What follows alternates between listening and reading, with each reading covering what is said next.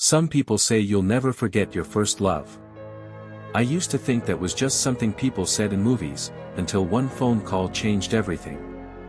32 years had passed since I last saw Emma Collins, the girl who taught me what love really felt like. For years, I convinced myself that I had moved on, that life had simply taken us in different directions. But the truth was much harder to admit.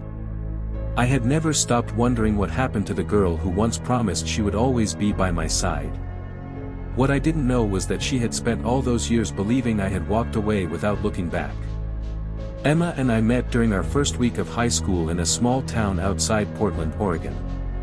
She was the new girl, quiet but confident, with a smile that could brighten even the darkest day. I still remember the first time our eyes met in the school library. She accidentally dropped a stack of books, and before either of us realized it, we were both kneeling on the floor, laughing while trying to gather the pages scattered across the room. It was such a simple moment, but somehow it became the beginning of the most important chapter of my life. From that day on, we became inseparable. We studied together after school, spent weekends riding our bikes through quiet neighborhoods, and shared dreams that only two teenagers could believe would last forever.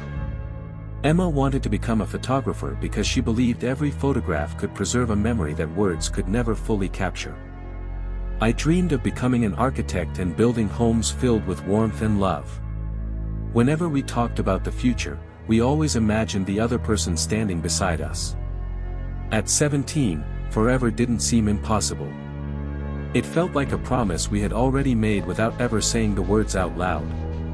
As graduation grew closer, our friendship quietly transformed into something much deeper. Every glance lasted a little longer. Every goodbye became a little harder. There were countless moments when I wanted to tell her how I felt, but fear always found a way to silence me. I was terrified that if she didn't feel the same way, I would lose not only the girl I loved but also my closest friend. So instead of speaking from my heart, I kept pretending that friendship was enough, hoping she would somehow understand everything I could never bring myself to say. The night before graduation, I finally made a decision. I sat at my desk for hours, writing a letter that held every feeling I had hidden for years. In that letter, I told Emma she was my first love, my greatest inspiration, and the only future I had ever imagined. I asked her to meet me beneath the old oak tree behind our school the following evening. I truly believed that one letter was about to change the rest of our lives forever. I folded it carefully, slipped it into an envelope, wrote her name across the front, and walked to her house with a heart full of hope, never imagining that one simple moment was about to change both of our lives forever. She never replied to the letter. The next evening, I stood beneath the old oak tree with a bouquet of white daisies in my hands, watching every student leave the school grounds. The sun slowly disappeared behind the hills, the parking lot became empty, and the voices faded into silence. But Emma never came. I waited until the streetlights turned on, convincing myself she was simply running late. After 2 hours, I finally walked home with tears I refused to let anyone see. In my heart, I believed she had read my letter and chosen not to come. I told myself that if she truly loved me, she would have been there. That single thought became the beginning of 32 years of regret. What I never knew was that Emma had spent that same evening waiting for me somewhere else. Earlier that afternoon, she had received a message from one of our classmates saying I wanted to meet her at the old bridge outside town. She arrived before sunset, wearing the blue dress she knew was my favorite, carrying a small camera she had planned to use to take our very first photograph together. She waited for hours, smiling every time she heard footsteps, believing I would appear at any moment. As darkness covered the sky, her smile slowly disappeared. She returned home believing I had changed my mind, believing I had decided she was never worth loving after all. The following morning, graduation felt strangely empty. Hundreds of students celebrated the beginning of their new lives, but Emma and I never spoke. Every time our eyes almost met, one of us looked away. Neither of us had the courage to ask the question that could have changed everything. We both believed we already knew the answer. Sometimes silence can destroy a relationship more completely than any argument ever could. A single conversation could have saved us, yet neither of us spoke a single word. Life moved on, at least on the outside. I accepted a scholarship to study architecture in Chicago, burying myself in classes and endless hours of work. People often told me I was successful. I designed beautiful homes, won awards, and eventually opened my own architectural firm. From the outside, my life looked complete. But every time I designed a house with large windows overlooking a quiet garden, I remembered Emma saying she wanted a home where the morning sunlight could wake her before the alarm clock ever did. No matter how far I traveled, some memories refused to stay behind. Emma followed her dream of becoming a photographer. Years later, her work appeared in magazines across the country. Her photographs captured joy, weddings, newborn babies, and unforgettable moments in other people's lives. Yet behind every smile she photographed was a quiet sadness she never spoke about. Friends encouraged her to fall in love again, but every relationship ended the same way. She could never give someone else the part of her heart that had quietly remained with a boy who, she believed, had stopped loving her decades early. One rainy afternoon, nearly 32 years later, I was cleaning out my late mother's attic when I found an old wooden box covered in dust. Inside were childhood photographs, school report cards, and dozens of forgotten memories. As I lifted the bottom compartment, I noticed a sealed envelope with Emma's name written across the front in my own handwriting. My heart stopped. It was the very letter I had believed she had read all those years ago. The envelope had never been opened. My mother had apparently found it on the kitchen table the morning after I wrote it and assumed I had forgotten to mail it. She tucked it away for safekeeping, intending to remind me later. But life moved too quickly, and she never remembered. One forgotten envelope had quietly stolen 3 decades of 2 people's lives. I sat on the attic floor for what felt like hours, staring at the faded paper in disbelief. Every painful memory suddenly made sense. Emma had never rejected me. She had never chosen someone else. She had never even known how I truly felt. I realized that all those years, I had been angry at someone who had never hurt me. The only thing standing between us had been silence, and a letter that never reached its destination. I couldn't stop wondering how different our lives might have been if that envelope had arrived on time. For days, I couldn't sleep. I searched through old yearbooks, social media, and public records, hoping to find any trace of Emma Collins. Eventually, I discovered she had become a well-known photographer living in Seattle. Her website displayed breathtaking photographs of mountains, oceans, and smiling families, but one image caught my attention more than all the others. It was an old oak tree standing alone at sunset. The exact same tree behind our high school where I had waited for her all those years ago. The caption beneath the photograph simply read, *, some places never stop waiting. *, my eyes filled with tears. In that moment, I realized I wasn't the only one who had never truly let go. My hands trembled as I picked up the phone. I dialed the number listed on her website, rehearsing 100 different apologies in my mind. The phone rang once, twice, 3 times. Then a gentle voice answered. It had changed with age, but somehow I recognized it instantly. "Hello, this is Emma." For a few seconds, I couldn't speak. 32 years of silence had left me speechless. Finally, I whispered the only words my heart had carried all this time. "Emma, it's Ethan." On the other end of the line, there was complete silence, followed by the sound of someone quietly crying. Emma didn't say another word for several seconds. I could hear her breathing, trembling as though she were trying to decide whether this moment was real or just another dream she had carried for decades. Finally, in a voice barely louder than a whisper, she asked, "Why now, Ethan?" There was no anger in her question. Only exhaustion, the kind that comes from carrying unanswered questions for far too long. I closed my eyes and admitted the truth I should have discovered years ago. Because I found the letter. The one I wrote the night before graduation. "Emma, you never received it." Silence filled the line again. Then she quietly replied, "I wrote you a letter too." My heart sank. What happened to it? She let out a soft, broken laugh. I was too afraid to send it. I thought you had already made your choice. In that moment, we both realized that fear had spoken louder than love ever did. Neither of us tried to blame the other. There was nothing left to accuse, nothing left to defend. We were simply two people who had spent 32 years believing a lie. Before ending the call, I asked one simple question. Would you meet me? She hesitated for a moment before answering. Tomorrow, beneath the old oak tree. My chest tightened.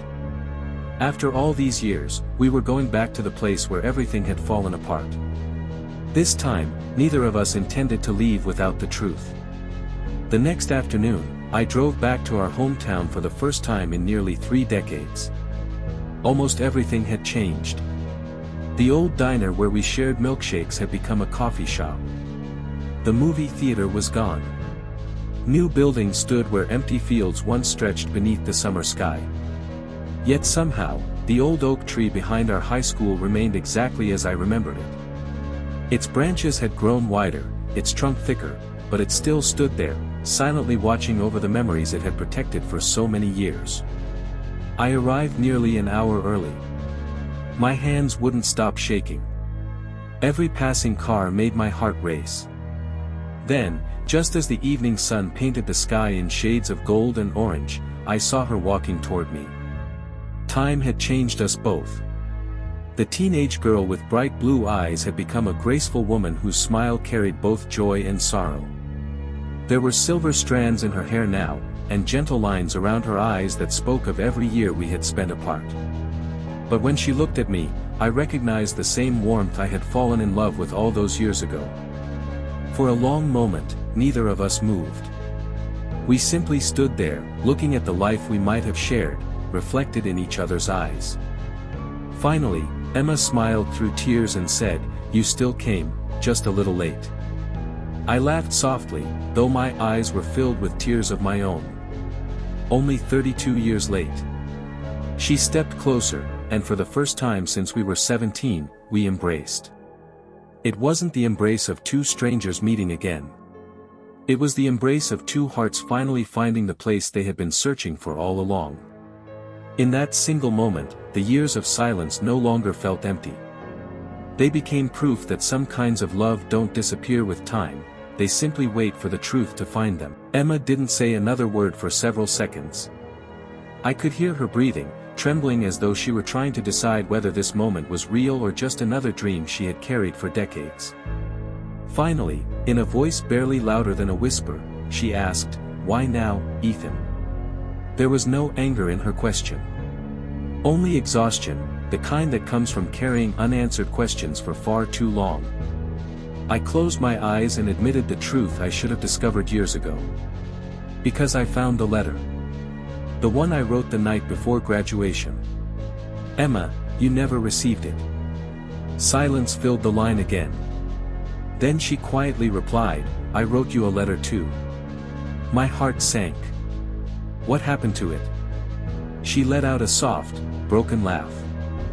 I was too afraid to send it. I thought you had already made your choice. In that moment, we both realized that fear had spoken louder than love ever did. Neither of us tried to blame the other.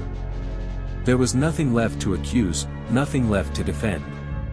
We were simply two people who had spent 32 years believing a lie. Before ending the call, I asked one simple question. Would you meet me? She hesitated for a moment before answering. Tomorrow, beneath the old oak tree. My chest tightened.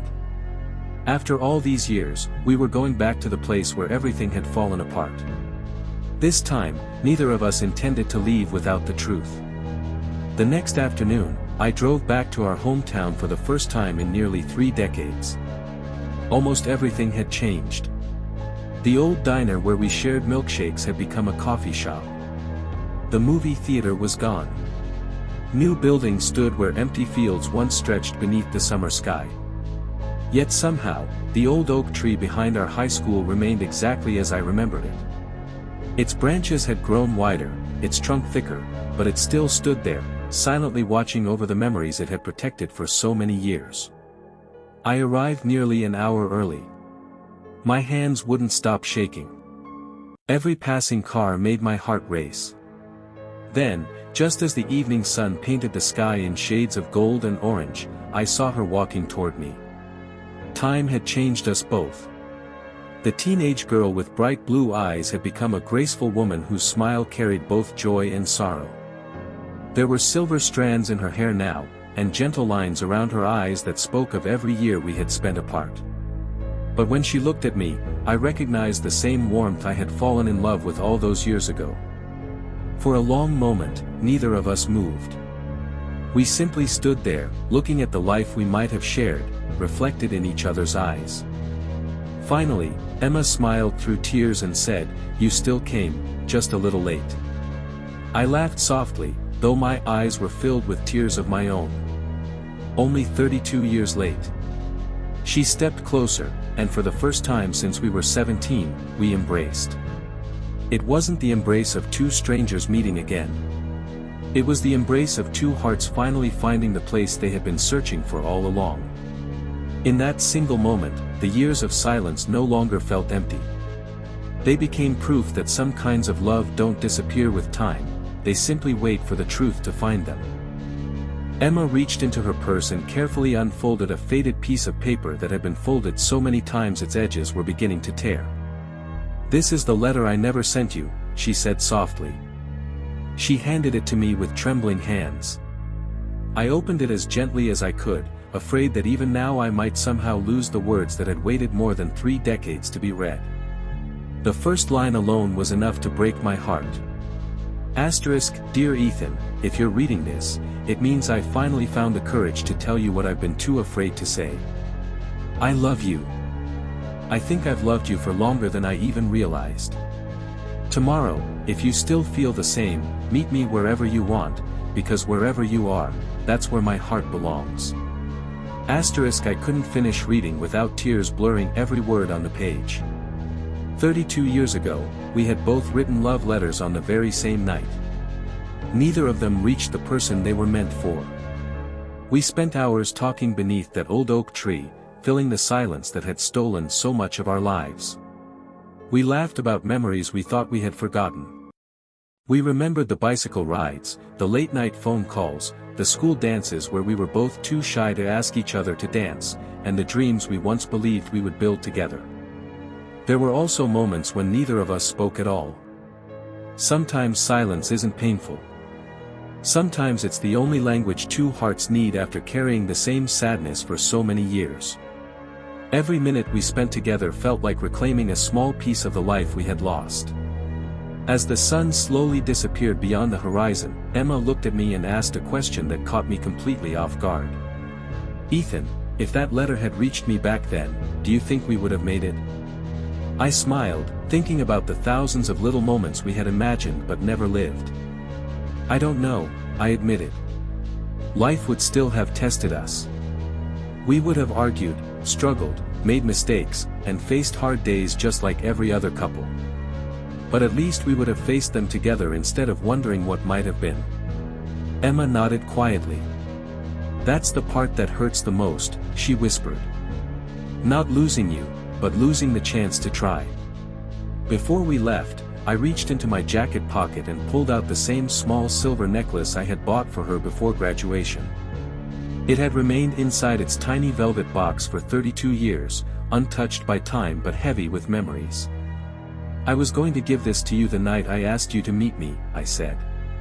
Emma covered her mouth as tears rolled down her cheeks. "You kept it all this time?" she asked. I smiled gently. "I guess a part of me always believed I'd find you again." With shaking hands, I placed the necklace around her neck. She closed her eyes for a moment, holding the pendant as though it carried every year we had lost. For the first time in decades, neither of us was thinking about the past. We were finally thinking about tomorrow. Emotional epilogue. A year later, Emma and I returned to the old oak tree one last time. Spring had arrived, and the branches were covered with fresh green leaves, just as they had been when we first met as teenagers. Children were playing nearby, laughing without a single worry in the world. Emma watched them for a long moment before turning to me with a gentle smile.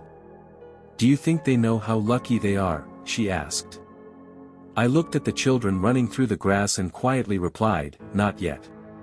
One day they'll understand that the most valuable moments in life are the ones we never realize we're living."